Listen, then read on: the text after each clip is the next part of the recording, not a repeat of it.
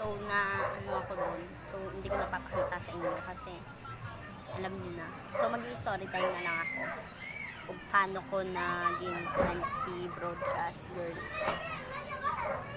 So, first meet ko sa kanya, which is cool, of course.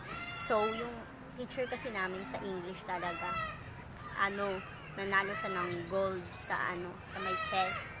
So, advisor nila, broadcast yun. Then, linipat sila, pinagparte-parte sila ng mga teacher.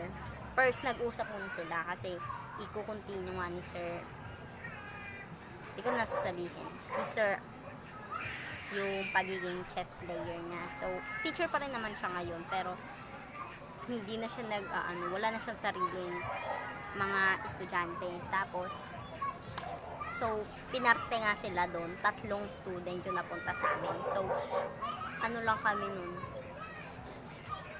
41 talaga kami kasi meron nag-transfer sa amin. So, ano lang kami nun, 37. So, yun. Doon mga nagsipasok yung mga section, grade 5, puta. Julian! Hayop! Munti ka na malaglag yung cellphone ko. Tangina. Be, ang layo na ito, be, ng pagbabagsakan niya. Yan. Layo ng pagbabagsakan. So, lalagyan ko na lang siya nito. Para hindi siya mabagsak, of course.